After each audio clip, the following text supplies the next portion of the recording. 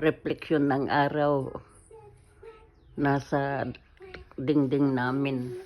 Yun, oh. Ayan.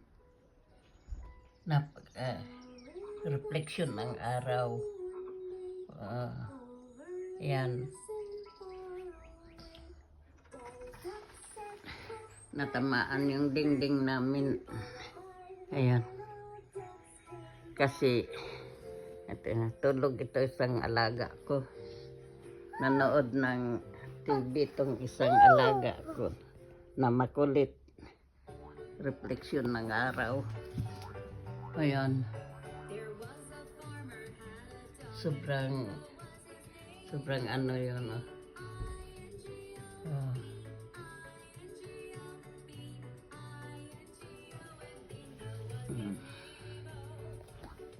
Ayan, pulang-pula. Yung yellow.